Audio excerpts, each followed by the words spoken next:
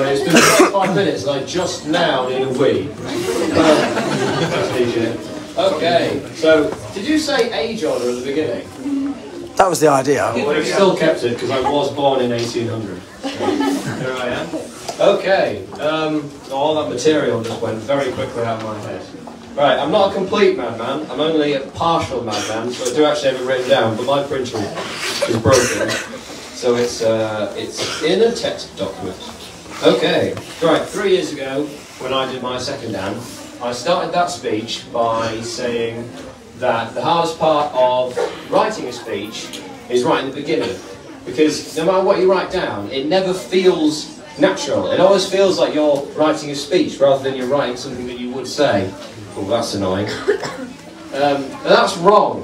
I don't know why, well, I know why I thought that, because I've been having much public speaking experience, but fortunately, you can buy public speaking experience at the bar over there. So, I'm joking.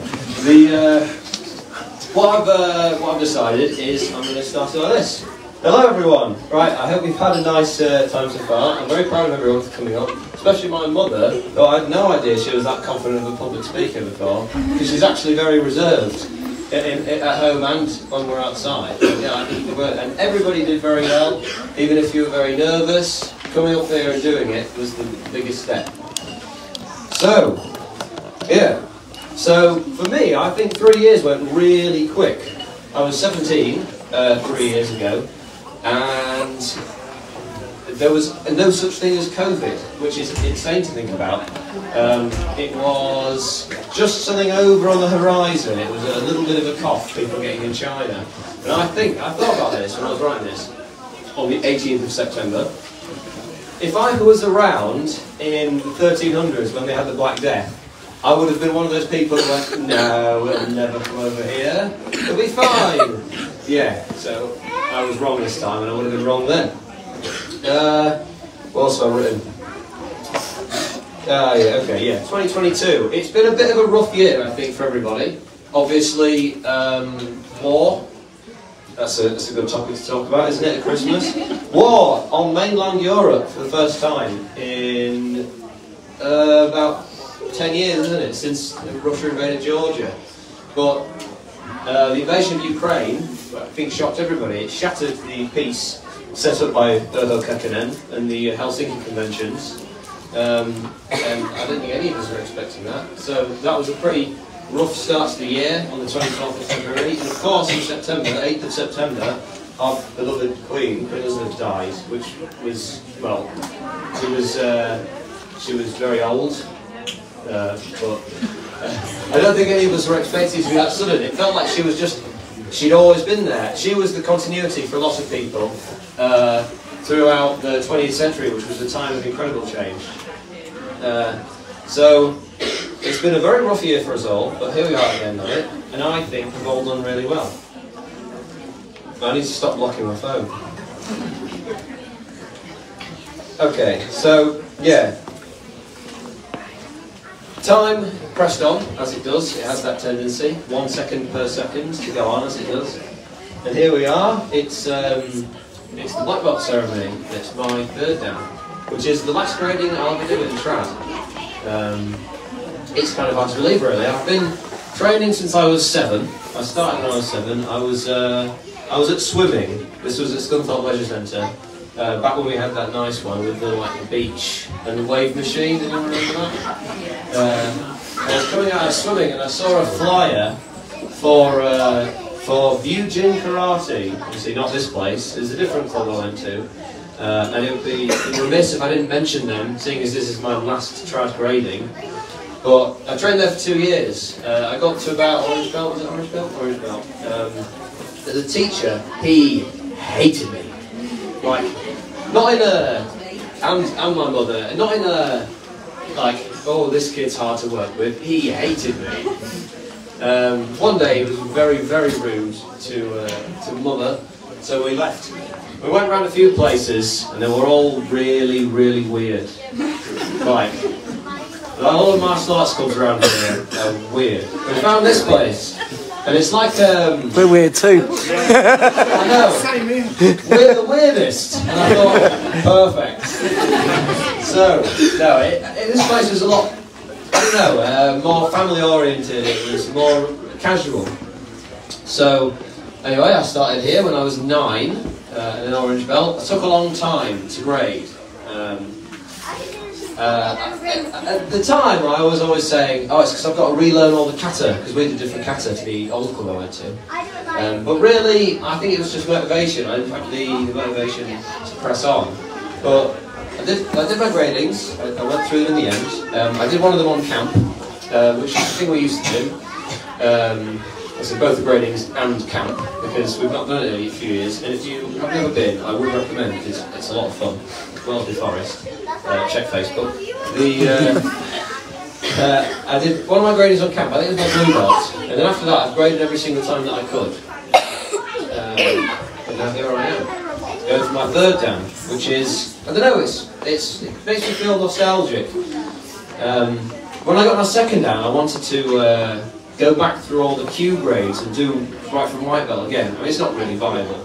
You can't relive it, because I already know everything, and I'm already the best karate cat in the world. So I could never go back, and you've got to accept that. A lot of people think, how does he have so much confidence? And it's just because I am the greatest person in the world. Okay. Yeah. I started here, and I don't just do karate, of course. We used to do hyper. That was great. That's where I got most of my flexibility from. Was those lessons. It was sort of gymnastics and karate. A bit like freestyle, but a lot more tricky. We don't do it anymore, which is a shame because I really like hyper. And weapons, of course. I started doing weapons. Nunchucks, sai, bow staff, sports sword, and sword, of course, katana, which I recently this year, I got my black belt in. So you're supposed to clap there. I'm kidding. Okay. So yeah, that's it was a bit of an achievement for me because it took me a long time to go through those grades. Now that I'm a black belt, of course, I want to change the curriculum a bit to make it more of a serious class at this place. So I'm hoping to change it from PGS to a proper grading system. Because what I like is that Andy's put katana in the Elite Dragon syllabus for the 2nd Dan, which is I think is pretty cool.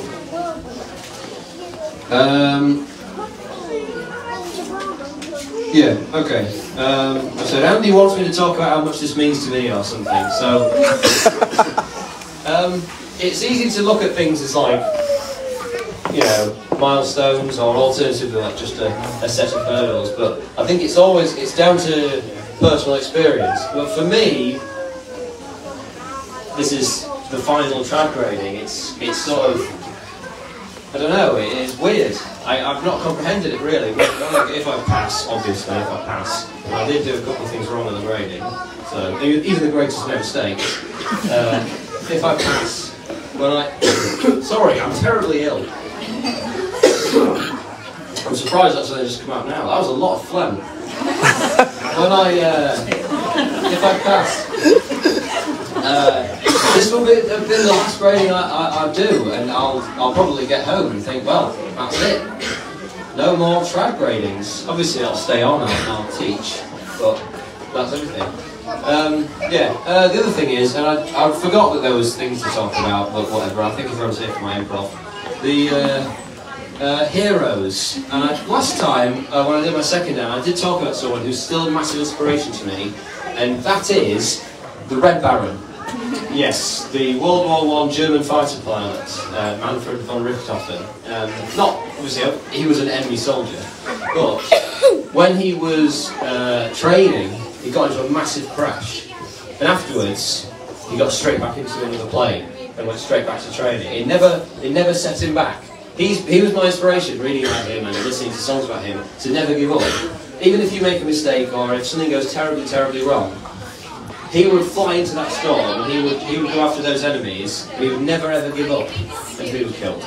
So, yeah, he's my first inspiration, and since then I have come up with another hero, also an enemy war hero. I don't know why, Well, kind of. Simo Hanada, I'm not sure if you've heard of him, he's Finnish. I've been learning Finnish as one of my, brain training thingies. Have you finished it yet? No, I've not finished Finnish. That's hilarious, I think. But he was a sniper in the Winter War, which happened at the same time as World War II, with over 500 confirmed. There's a lot of children here. Victories in battle, and but he never ever used the sight. He would make all these amazing shots, really, really far away. And after the war, that same guy I mentioned earlier, Urho Kekkonen, who was a very important politician who set up all the security meetings that we have and peace in Europe. He went round to see this guy, Simo, and he asked him, how did you become such a good shot? And he just said, practice, which I think sums up really well. If you want to get good at something, you have to practice. And I read that and I thought, this is the guy who's the best at it in the world. No one's ever been a better shot than he has. And he says he doesn't put it down to talent, he attributes it all to practice. So he inspires me to keep up with practice and get better at something. Okay, it's gone on long enough. I'm going to say some thank yous. Again, like my mother and Hannah said, there are far too many people to thank. I'm going to go through some people who aren't here anymore. Sensei Nikki, because I say this every single time, there was a time when I faltered and I almost gave up. She was a lifeguard where I used to go swimming, and I saw her and she convinced me not to stop. She said, go back and train for a few weeks, and because of her, I kept going. Also, some other people who inspired me and helped me, Huey, who was a black belt, isn't here anymore, Natasha, who obviously we still see, but she's not training anymore. I think she moved back to the States, is that right? Yeah. And Sue, and Wendy, and a load of other people as well, who I forgot to write down. But, yeah, mostly people who are still here now. So, Mother, you inspire me a lot. And I know I'm very harsh on you, but it's because I want you to get better. And the only reason I don't have patience with you is because I see you all the time. So I can constantly keep track of what you're doing. So, and you know what? I don't think I've ever heard you say that you're proud of me before. Really? She did. Of course I was. No, I'm really. Come here. No, I'm very, very happy. I'm very proud of you as well. And everyone who was on the team, who was doing black belts this year, I'm also very proud of, and you inspired me a lot to go for it. Hannah, thank you very much for training with me, especially through all those awful complexes. So, you've forgotten them all now. Andy, obviously, you've taught me since I was 9. It's been an honour. You've always got the answer. You know what I mean? You can always say, here you go, and I'll say, oh, I'm not sure about this, or I don't think I'll be able to do this. And you'll always go, yeah, you just have to keep working on it. Which, I know you probably don't think about it, but that has actually touched me quite a lot. My friends as well at the club, everyone here, Ollie and Jack, good friends of mine. Ollie's not here today because, of course, he's on holiday. The Smith family are always on holiday. And Jack, who would have been doing a demo, but his other hobby, dangerous cycling, he's broken his arm doing that. So, Jack, as well. So, are you doing your third down next year? It's on the table. It's on the table, okay. Right, make sure you know knee pipe home now. It's that corner and then that corner, and don't do it wrong. Yeah, okay, I think that's enough. You're probably all hungry and bored by now, so I'm going to let you go. Okay, Merry Christmas, everybody. Thank you.